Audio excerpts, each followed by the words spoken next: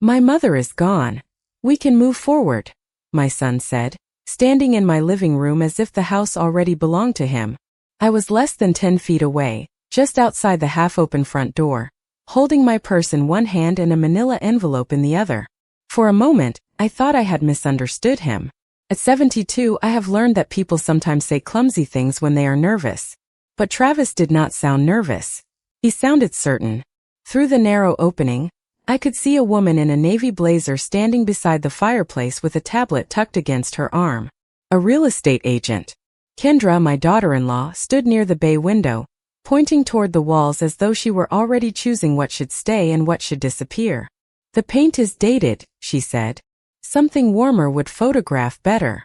The agent nodded and glanced around the room where Howard and I had celebrated 34 Christmas mornings, 2 graduations, 1 retirement party, and more Sunday dinners than I could count.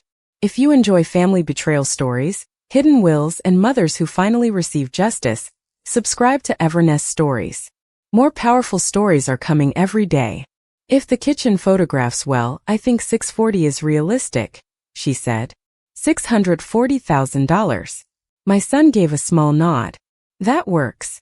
We just need to move quickly. Kendra lowered her voice, but not enough. Before any complications come up. I stood very still. The porch boards beneath my shoes were the same ones Howard had replaced himself 11 summers ago.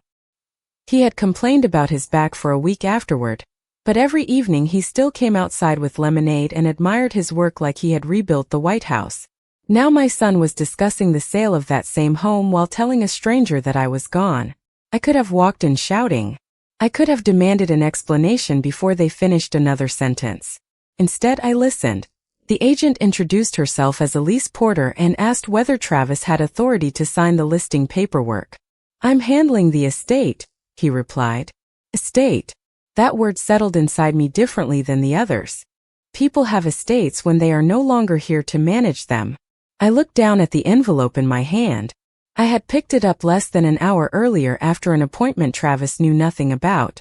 Inside was a certified copy of the deed to the house.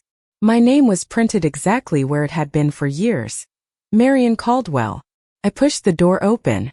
The hinges gave their familiar soft squeak. 3 faces turned toward me. Travis went pale first.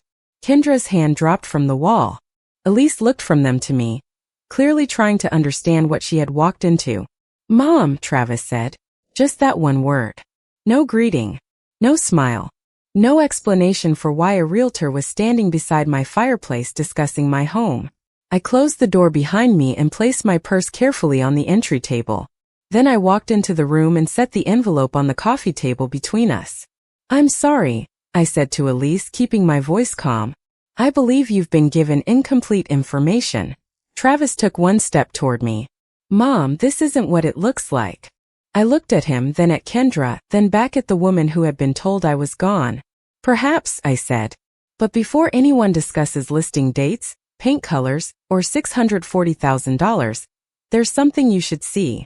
I opened the envelope and slid the certified deed across the table. Elise leaned forward. Her eyes moved down the page until they reached the owner's name. Mine. The room became so quiet I could hear the refrigerator humming from the kitchen. Then I looked at Travis and said, You told her I was gone. You forgot to check whether my name was. For days earlier, I had been standing at the kitchen sink, rinsing a coffee cup when Travis called and asked whether I had thought any more about moving. He had been bringing it up for months, always carefully, always as if the idea had arrived wrapped in concern. The house was too large, he said. The property taxes kept climbing. The stairs to the second floor were not getting any easier. Kendra had started sending me links to condominiums with elevators, security desks, and little balconies that looked out over parking lots. I never argued with them. I simply said the same thing each time. I will think about it. The truth was I had thought about it. I had thought about leaving the house Howard and I had bought 34 years earlier, back when Travis was still young enough to fall asleep in the back seat on the drive home from baseball practice.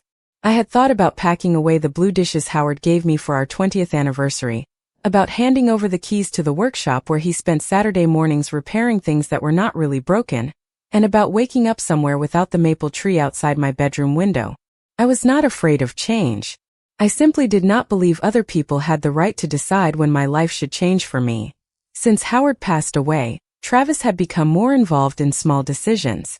First, I appreciated it. He replaced a loose porch light. He checked the furnace before winter. He reminded me about insurance paperwork. Kendra organized a folder for household bills and told me it would make things easier. I thanked her. I wanted to believe their attention came from love. Maybe some of it did. But slowly, their help began arriving before I asked for it. A handyman showed up to measure the upstairs bathroom. Kendra suggested I stop using the formal dining room because nobody needs that much space anymore. Travis asked where Howard had kept the property records. Each thing was small enough to explain away. Together, they began to feel like someone quietly rearranging furniture in a room while insisting nothing had moved.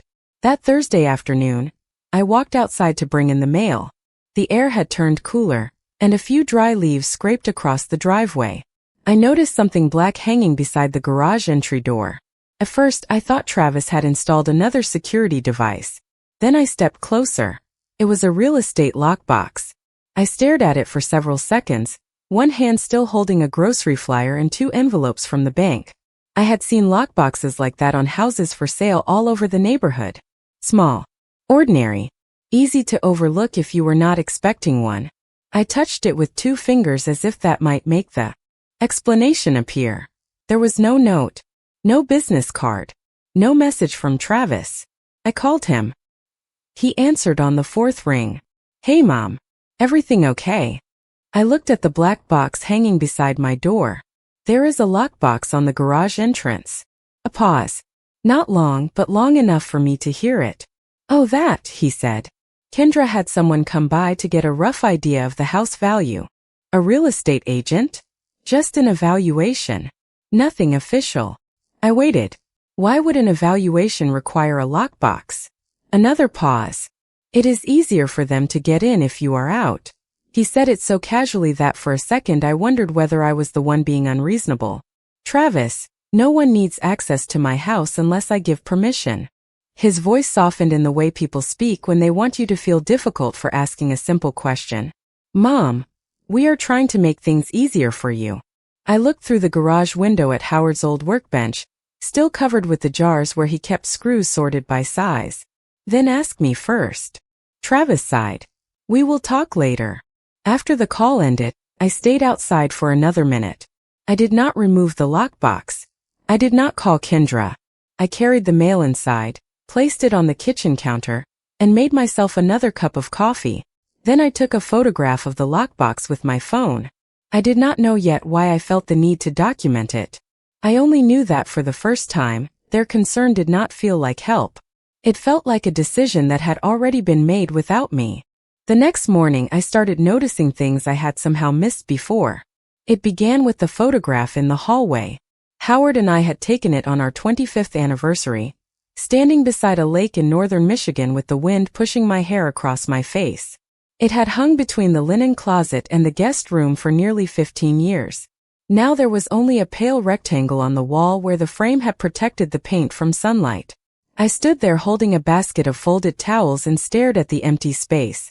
I checked the guest room first. Nothing. Then the living room. Nothing there either.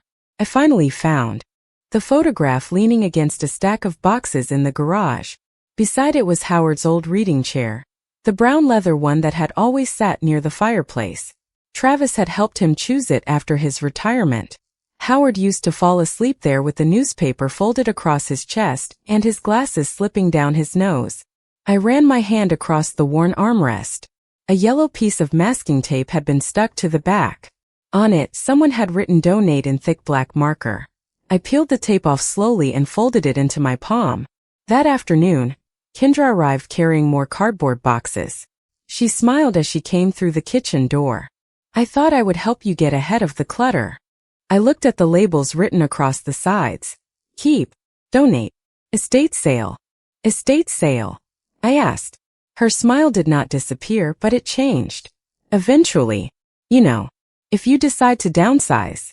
"I have not decided that." "Of course not." She placed the boxes against the wall. "We are only making options easier." I had heard that word often lately.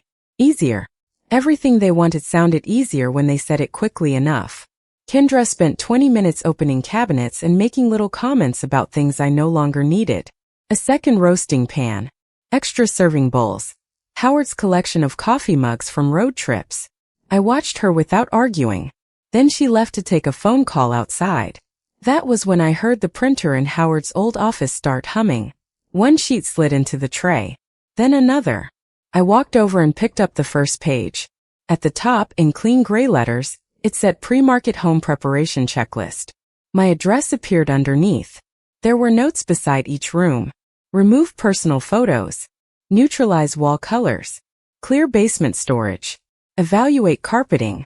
Schedule professional photography. I turned to the second page. Contact Travis Caldwell. I read that line twice.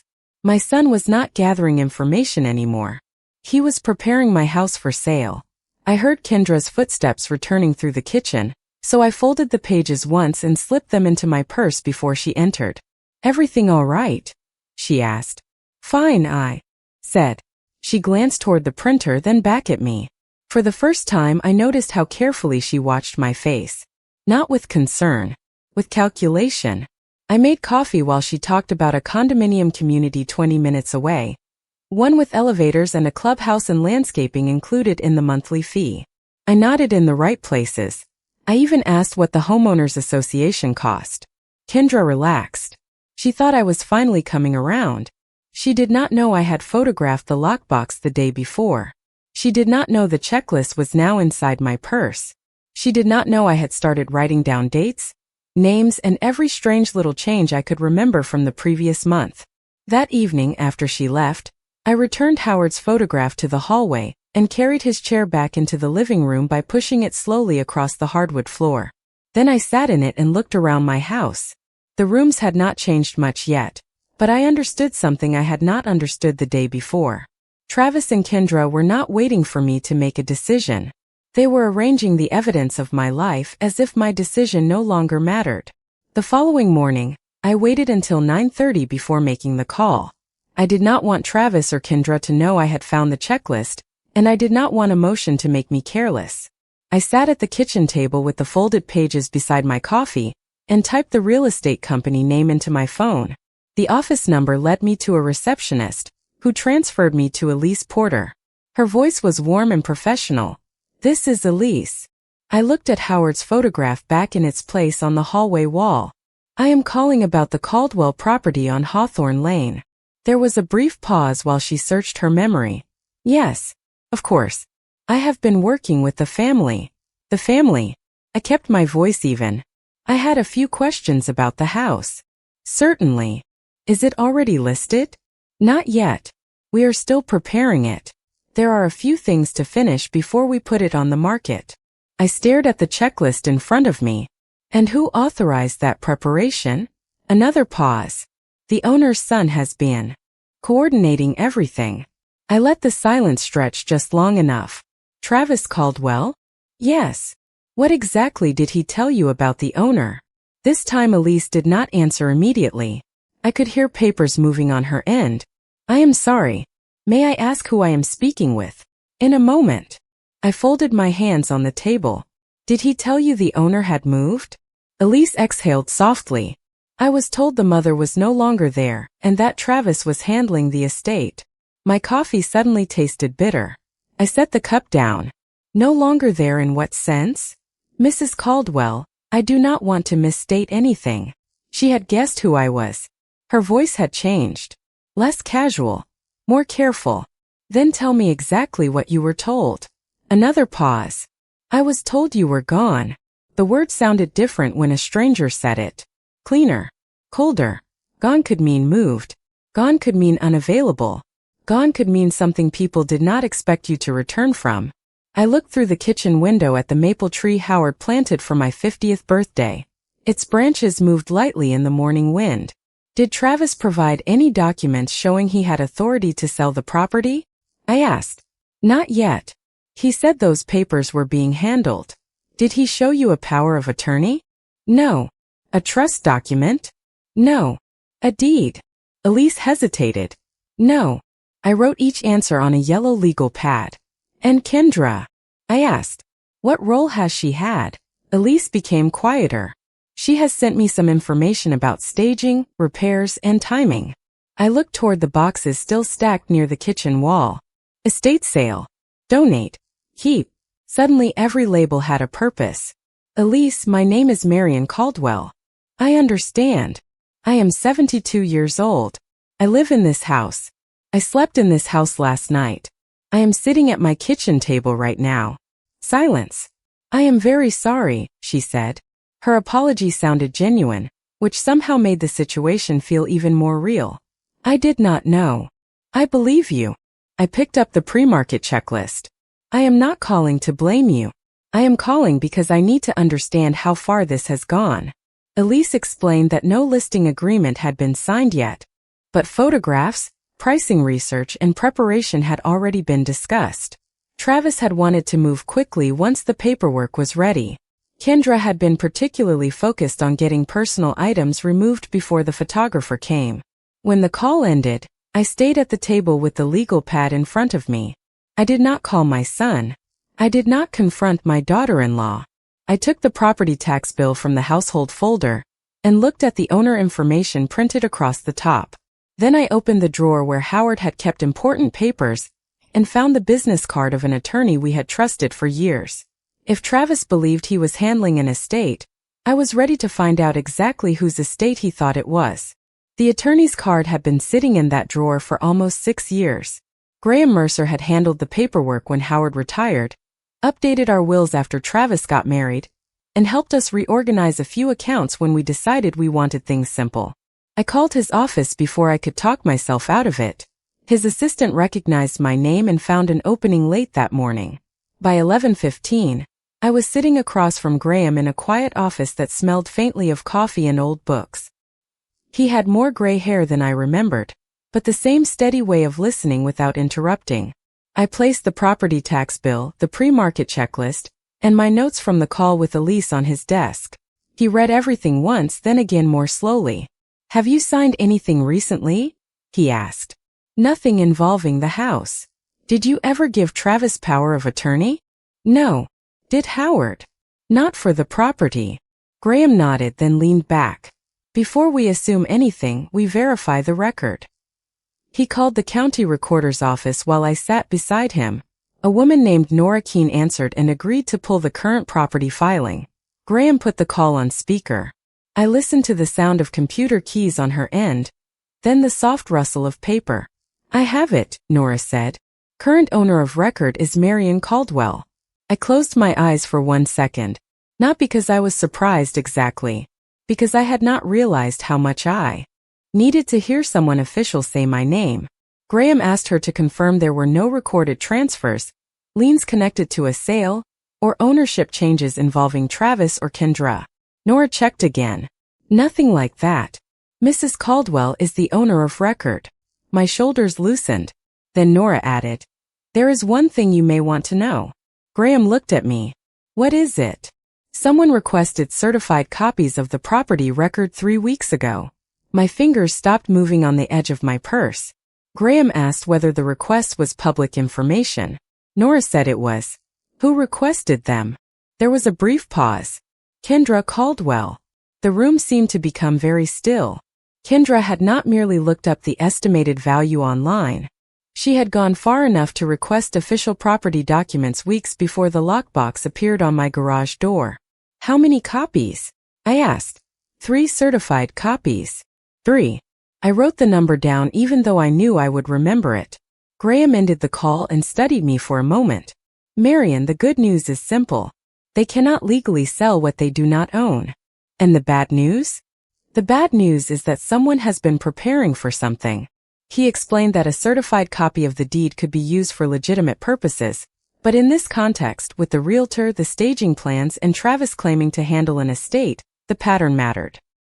He advised me not to confront them yet. First, he wanted a complete title report and copies of any communications Elise had received. He also recommended that I secure my original documents and review every authorization connected to my finances. I nodded. The old version of me might have called Travis from the parking lot and demanded answers. Instead, I asked Graham to order the title report. Before I left, he printed a certified copy of the recorded deed and placed it in a manila envelope. I held it in both hands. My name was there. Marion Caldwell, owner. On the drive home, I kept thinking about Kendra requesting 3 copies. One for the Realtor perhaps. One for Travis. But what was the third for? By the time I pulled into my driveway, I no longer felt confused. I felt focused. Someone had been building a plan around my house. Now I was going to find out how large that plan really was. Elise sent the emails that afternoon. There were 19 messages in total, stretching back almost a month. I opened them at my kitchen table with Graham on speakerphone and a legal pad beside me. The first few were ordinary enough. Questions about square footage. Suggestions for paint colors. Notes about whether the old carpet upstairs should be replaced before photographs were taken. Then the tone changed. Kendra had asked Elise for an estimated sale price if the house were listed quickly.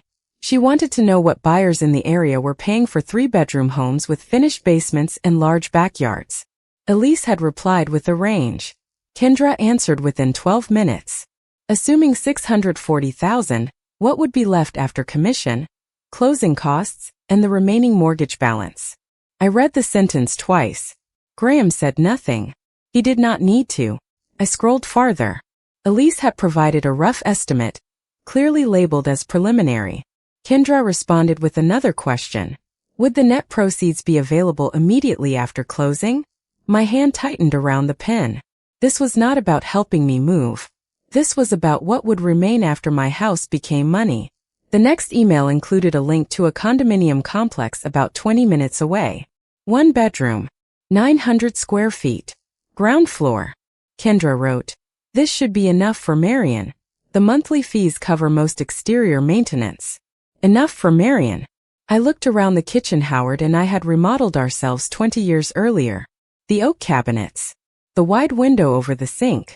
The little burn mark on the counter from the Thanksgiving when Travis had set down a hot pan without a trivet. My life had been reduced to square footage in someone else's plan. Then I reached the email that changed everything. Kendra had attached a spreadsheet. Elise had apparently ignored it because it had nothing to do with the listing itself, but Graham asked me to open it. The columns were simple. Estimated sale price. Mortgage payoff. Realtor commission. Moving. Expenses. Condominium purchase. Remaining equity. Beneath that was another line. Family distribution. I stared at those 2 words until the letters seemed to lose their shape.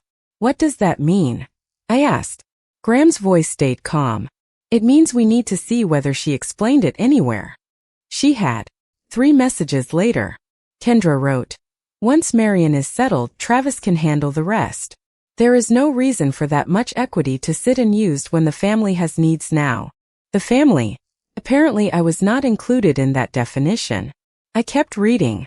There were references to paying down Travis and Kendra's home equity loan, helping with private school tuition, and setting aside money for a future vacation property. None of it had been discussed with me. None of it had been approved by me. They had taken the value of my home, subtracted the amount they believed I required to live quietly somewhere smaller, and begun assigning the remainder as though they were dividing leftovers after dinner. I expected anger to come. Instead, I felt something colder and clearer. "Graham," I said, "they do not think they are borrowing from me." "No," he replied. "They appear to think they are entitled to decide for you." That was the part that hurt. Not the numbers. Not even the greed. Travis had grown up in this house. I had sat beside him through fevers, college applications, heartbreak, and the first uncertain years of adulthood. I had never asked him to repay me for being his mother. Yet somewhere along the way, he had started looking at what I owned as something waiting to become his. Graham asked me to forward every message and save copies in 2 places. I did. Then I printed the spreadsheet and placed it beside the deed. When Travis called that evening, his voice was cheerful. "Mom, how are you doing?" I looked at the page labeled Family Distribution. "I am fine," I said. "Just getting a few things organized." He laughed softly. "Good. Kendra will be happy to hear that." I almost smiled. For the first time, we meant very different things by organized. The next morning, Graham called before 8 and told me the title report was clean. No transfer. No new lien. No hidden authorization. On paper, nothing about my ownership had changed. That should have made me feel safe, but by then I understood that paper was only half the problem. Travis and Kendra had already started behaving as if my consent were a formality they could collect later. Graham suggested we secure everything before they realized I knew. I moved my original deed, tax records, insurance documents, and Howard's estate papers into a safe deposit box at the bank. I changed the password on my online financial accounts and removed an old household access code Travis still knew. Then I called Elise. Her voice was cautious when she answered. "I have spoken with my managing broker," she said. "Nothing can be listed without proper authority." "Good," I replied. "But I need you to do something else." There was a pause. "What do you need?" "Keep Friday's appointment." She was silent long enough that I could hear the faint clicking of a keyboard. "You want me to meet them at the house?" "Yes." "Marian, are you sure?" I looked at the printed spreadsheet on my dining table, the one where Kendra had calculated what portion of my life would be left over after they decided what was enough for me. "I am sure." I asked Elise not to reveal that we had spoken. Graham agreed to attend but said he would arrive separately. We did not need drama. We needed clarity. By Thursday afternoon, I had prepared everything. Certified deed, title report, copies of the emails, notes from my conversation with Elise. I placed them in a manila envelope and set it inside my purse. Then I did something I knew would make Travis relax. I called him. "I am going to spend a couple of days with an old friend," I said. "That sounds good, Mom," he replied immediately. "Too immediately. You need a change of scenery." "Maybe I do. Do you need me to check on the house?" I looked toward the garage door where the lockbox still hung. "No. I think everything will be fine." Kendra texted me less than 20 minutes later. She hoped I had a wonderful visit. She even added that it would be nice for me to get away and clear my head. I packed a small overnight bag and drove to a hotel 12 miles away instead of visiting anyone. I did not want them calling a friend to confirm where I was. I spent Thursday evening in a quiet room overlooking a shopping center, eating soup from room service and reviewing the documents one last time. Howard used to say that people made their biggest mistakes when they became too confident. I could almost hear him saying it now. Friday morning, Elise sent me a short message confirming the appointment for 11. Travis believed I was out of town. Kendra believed the house would be empty. They had no reason to hurry, no reason to hide, and no reason to think I would hear what they said when they thought I was finally out of the way. I drove home just before 11 and parked around the corner where my car could not be seen from the front windows. Graham was waiting 2 blocks away. We agreed he would come in only after I did. At 10:58, I walked toward my own house with the envelope pressed against my side. Through the front window, I could see Elise standing near the fireplace. Kendra was pointing toward the walls. Travis was talking with both hands, confident and comfortable. I stopped beside the door and listened. "My mother is gone," he said. "We can move forward."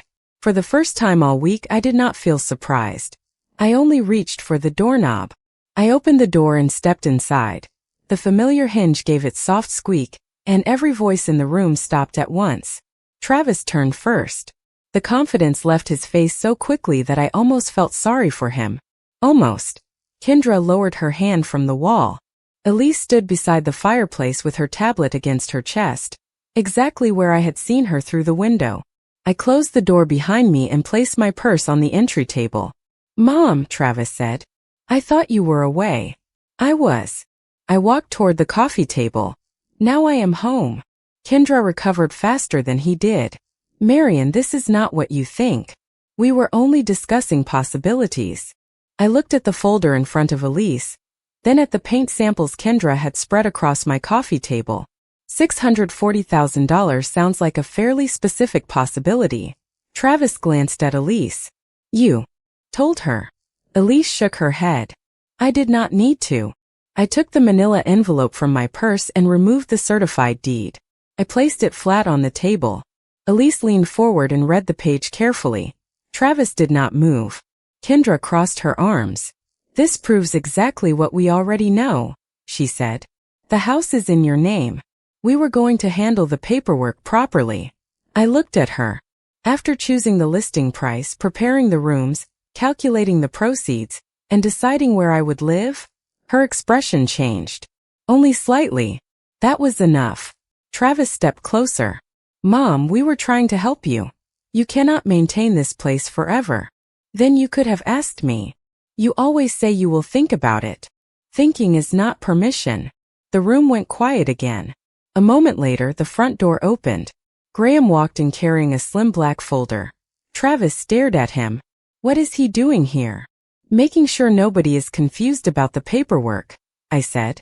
Graham greeted Elise, then set the title report beside the deed. He explained in a calm voice that I was the sole owner of record, and that no valid authority existed for Travis or Kendra to list, transfer, or negotiate the sale of the property on my behalf. Elise closed her listing folder. Without Mrs. Caldwell's written authorization, I cannot proceed. Travis rubbed his forehead. Fine. Then nothing happens today. We can talk about this as a family. I reached into the envelope again. We are talking as a family. I placed copies of Kendra's emails on the table. The spreadsheet was on top. Family distribution. Kendra looked at it and went still. You went through my private emails? Elise sent me communications concerning my property. I tapped the page lightly. You calculated what I needed to live on, and what you plan to do with the rest. Travis looked at Kendra. What is she talking about?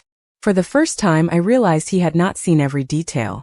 That did not excuse him. He had still brought a realtor into my home and told her I was gone. But the silence between him and Kendra revealed another layer. Graham opened his folder and handed me one final document.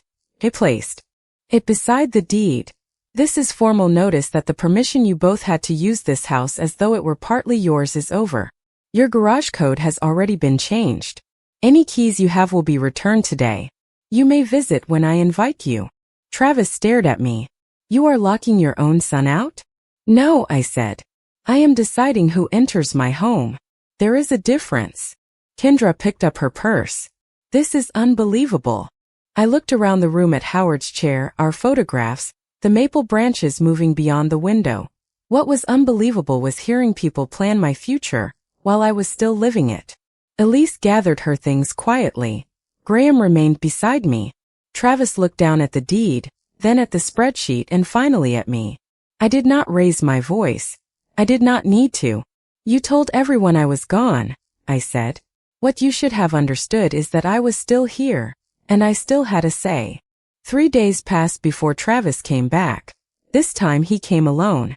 He did not use the garage code because it no longer worked, and he did not try the old key because he had returned it before leaving. He rang the front doorbell and waited. I watched him through the window for a moment before opening the door. He looked tired. Not defeated. Not angry. Just smaller somehow, as if the certainty he had carried into my living room had finally worn off. Can we talk? He asked. I stepped aside and let him in. We sat at the kitchen table where I had spent the past week sorting through papers, emails, and decisions that should never have been made without me. Travis looked around the room before speaking. Kendra says you are trying to punish us. I folded my hands around my coffee mug. Do you believe that? He stared at the table.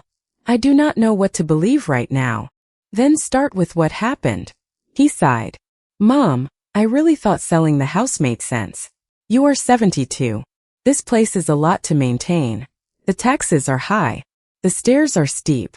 I thought we were helping you get ahead of a problem. Then why did you tell a realtor I was gone? He opened his mouth but nothing came out. Waited. Silence had become useful to me. People often filled it with the truth. Finally he said, because I knew you would resist.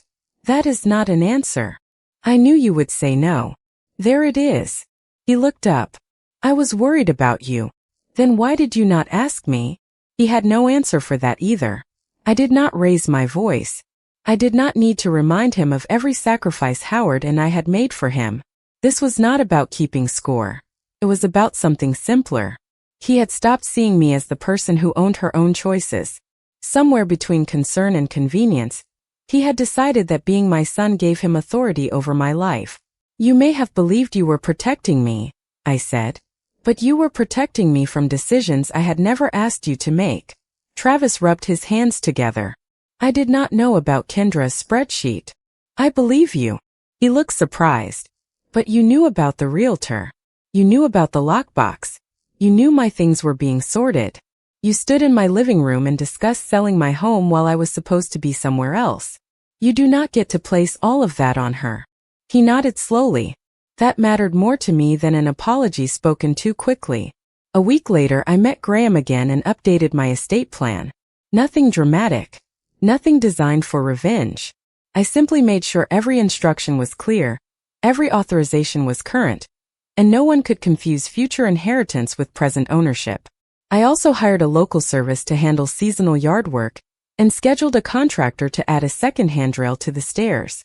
Those were my decisions. That difference mattered. I kept the house.